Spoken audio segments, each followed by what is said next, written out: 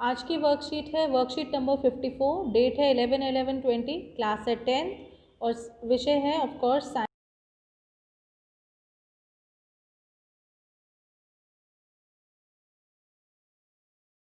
प्रकाश परावर्तन तथा गोलीय दर्पण।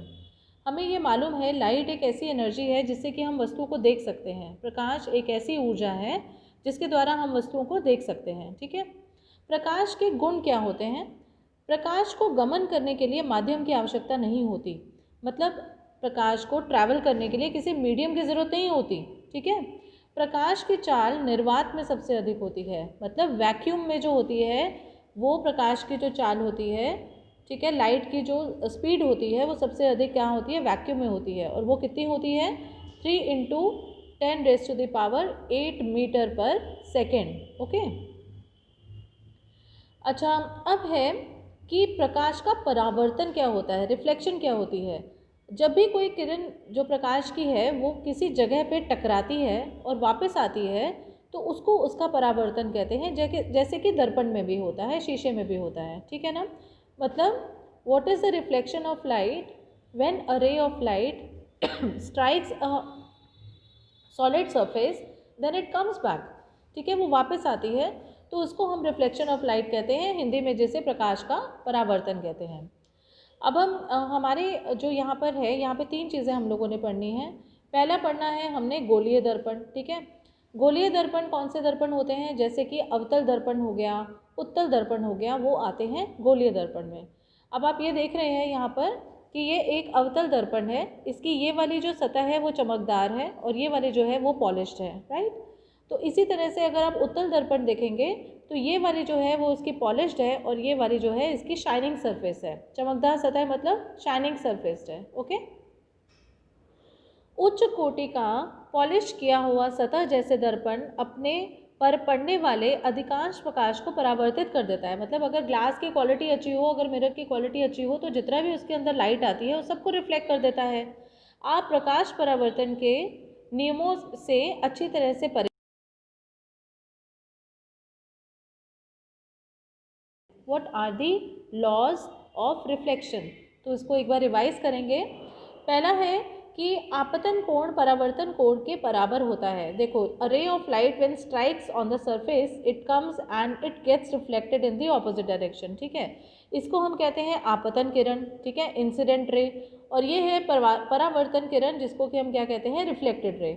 तो ये जो चीज़ है, इनका जो कोण है ये एक दूसरे के बराबर होता है, मतलब एंगल आई जो होता है वो एंगल आर के बराबर होता है, राइट।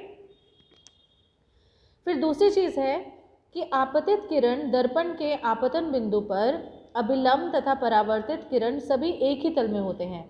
मतलब यहाँ पे जो ये जितनी भी रेज है, चाहे वो इंसिडेंट हो ये, और ये नॉर्मल हो, और ये जो रिफ्लेक्टेड हो, they are on the same plane, they are on the same plane, एक ही सतह पर होते हैं। तो ये 2 नियम हो गए, राइट।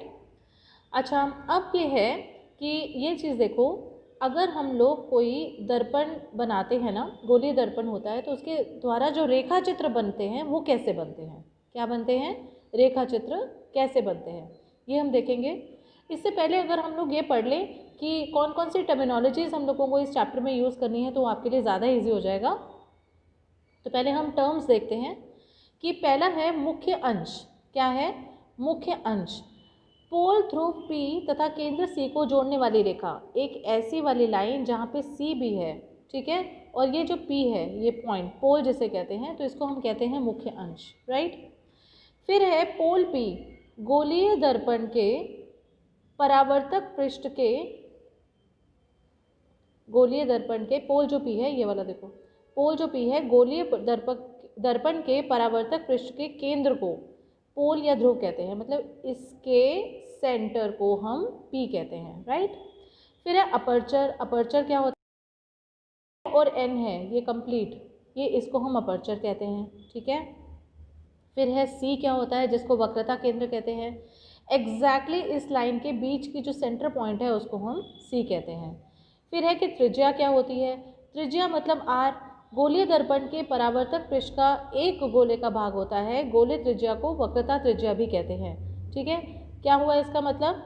जो R होता है ना बेटा, देखो, ध्रुव तथा फोकस की दूरी को बेसिकली फोकस दूरी कहते हैं, ठीक है। ध्रुव तथा फोकस की दूरी को फोकस दूरी कहते हैं। तो ये जो होता है ये r/2 होता है, मतलब ये जो कंप्लीट है इसका हाफ पार्ट लिया जाए तो वो हमारा r होता है, ठीक है। r मतलब रेडियस, और वो किसका हाफ होता है, f का। अगर f को देखा जाए तो ये देखो ना, ये कंप्लीट जो है ये c से लेकर p तक है जो हमारा वो r है। c से लेकर p जो है हमारा CP वो हमारा r है। जो f है वो हमारा कितना है, r/2। जो हमारा f है वो क्या है, r/2। तो ये क्लियर हो गया सबको कि जो फोकस दूरी होती है वो रेडियस के आधी होती है, और जो रेडियस होता है r होता है वो कंप्लीट ये c और p का डिस्टेंस होता है, ठीक है। चलो ये हम लोगों को टर्मिनोलॉजीज पता चल गई। अब हम करेंगे कि अवतल दर्पण जो है उसके रेखा चित्र कैसे बनेंगे। पहला पॉइंट ये है, ये देखो ये हमारी मुख्य अक्ष के समानांतर, ये देखो ये मुख्य अक्ष रेखा है, ये वाली जो है हमारी मुख्य अक्ष है, ठीक है। तो मुख्य अक्ष के समानांतर प्रकाश किरण परावर्तन के बाद फोकस से गुजरती है, ये हमारी मुख्य अक्ष रेखा है, ठीक है। अब इसके जो समानांतर किरण है, ठीक, जब ये टकराएगी मतलब जब ये परावर्तित होगी तो ये इसके F से गुजरेगी, ये हमारा नियम, ठीक है। क्या कि मुख्य अक्ष के समानांतर जो किरण है वो परावर्तन के बाद F से निकलेगी। ये देखो यहाँ पर भी यही है, ये उत्तल दर्पण है, उत्तल दर्पण में भी यही है और अवतल दर्पण में भी यही है, ओके। सेकेंड चीज़ है, वक्रता केंद्र से गुजरने वाली प्रकाश किरण परावर्तन के बाद C से ही वापस आ जाती है। देखो वक्रता केंद्र से, ये वाली वक्रता केंद्र से गुजरने वाली प्रकाश किरण, ठीक है ना, वो उसी रास्ते में वापस आ जाती है, ऐसे, ठीक। It travels in the same line, मतलब परावर्तन के बाद उसी लाइन से वापस आ जाती है। यहाँ पर भी यही है, ये जो उत्तल दर्पण देखें तो इस पर भी यही है कि यहाँ से जा रही है और यहीं पे वापस आ रही है। Means if a ray of light crosses to the centre then it travels in the same direction, उसी में परावर्तन हो जाएगा उसका, ठीक है। तीसरा है, मुख्य अक्ष से तिरछी दिशा में आपतित किरण, ये देखो ये मुख्य अक्ष है ये वाली, ठीक। मुख्य अक्ष से तिरछी दिशा में आपतित किरण तिरछी दिशा में ही परावर्तित होती है, मतलब अगर ये देखो यहाँ पे आपतित है तो वो उसी तिरछी दिशा में ही परावर्तित होगी, ठीक। तथा आपतन कोण परावर्तन कोण के नियम होगा, मतलब जो एंगल I है, इंसिडेंट रे जिसको कहते हैं, वो एंगल R के बराबर होगा, मतलब जो आपतित कोण है वो परावर्तित कोण के बराबर होगा। तो ये 3 नियम हम लोगों ने आज पढ़े। पहला, जो मुख्य अक्ष के समानांतर जा रही है, मुख्य अक्ष के समानांतर जा रही है वो परावर्तन के बाद फोकस से गुजरेगी। दूसरी कि मुख्य अक्ष के जो सेंटर से निकल रही है वो उसी लाइन में वापस चली जाएगी। और तीसरी कि जो मुख्य अक्ष के तिरछी दिशा में जा रही है वो उतना ही सेम एंगल बनाएगी जितना कि वो टकराने से पहले होती है, ठीक है। अब ये है प्रश्न नंबर 1 है कि गोलीय दर्पण द्वारा रेखाचित्र बनाने के नियम रेखाचित्र सहित लिखो। तो बेटा ये गोलीय जो ये अभी हम लोगों ने करा, ये इसमें दोनों दर्पण आ जाएंगे, अवतल दर्पण भी आ जाएगा और उत्तल भी आ जाएगा। ये दोनों डायग्राम्स आपने बनाने हैं और ये तीनों नियम लिखने हैं। तो ये पूरा 5 मार्क का क्वेश्चन होता है, तो इसको आप ढंग से करिएगा। फिर दूसरा है कि अवतल दर्पण में ध्रुव, द्वारक, वक्ता, त्रिज्या तथा फोकस अंकित करो। सबसे पहले उन्होंने बोला है ध्रुव, ठीक है।